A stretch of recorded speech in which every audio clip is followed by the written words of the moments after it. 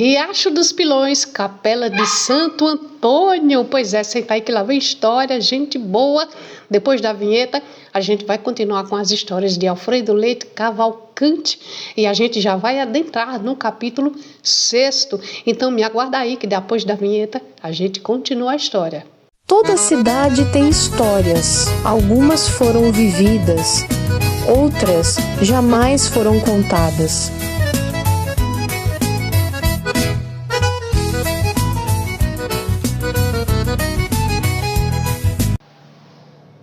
Pois é, amantes da história, senta aí que lá vamos nós outra vez continuar com as histórias de Garanhuns.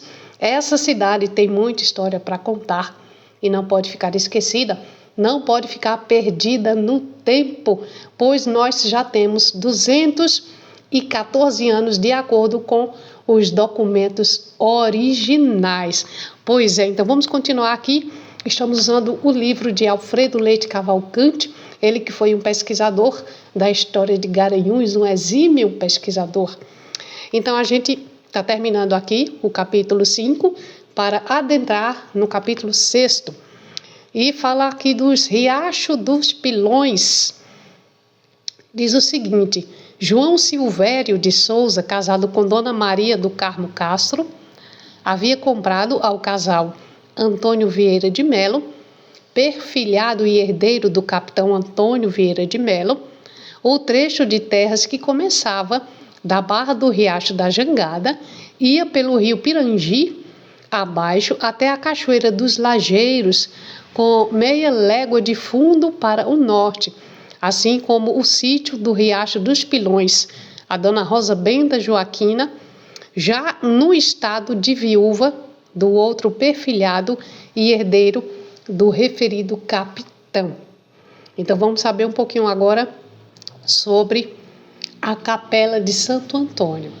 O mencionado casal, João Silveira de Souza, erigiu uma pequena capela em louvor a Santo Antônio e em 3 de outubro de 1812 desmembrou do sítio Riacho dos Pilões um trecho de terra no valor de 120 mil réis, doando-o para o patrimônio da dita capela e se encarregou da sua administração nas condições de que, com a sua morte, passar a ser administrado pelo filho mais velho e assim sucessivamente, sendo os seus rendimentos empregados nas ampliações e ornatos da mesma capela.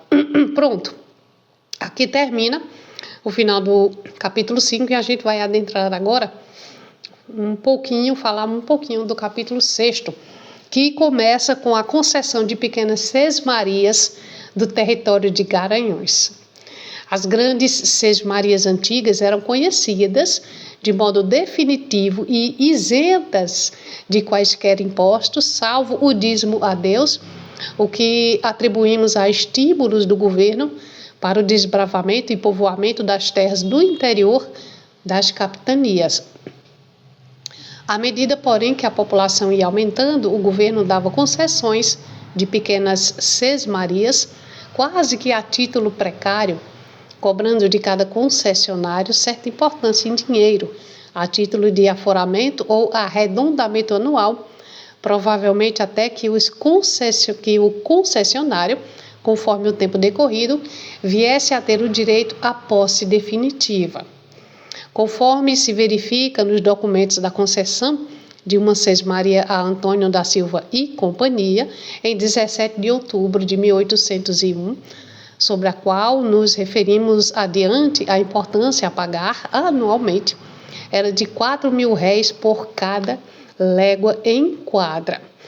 E aqui tem um adendo que diz o seguinte: nos forais das capitanias de 1534, determinava o rei Dom João III que os capitães donatários e seus sucessores repartissem e dessem de sesmarias às terras da colônia, sem foro nem direito algum, salvo o dízimo pago à Ordem de Cristo.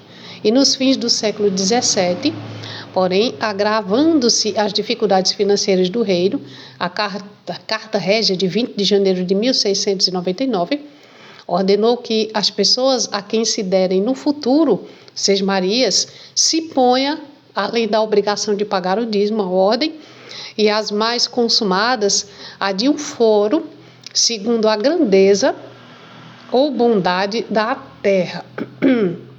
E a medida, portanto, era de caráter geral, abrangendo qualquer localidade de doação, de todo o improcedente e essa fantasia de concessões, de pequenas sesmarias, quase a título precário, como arredondamento ou aforamento.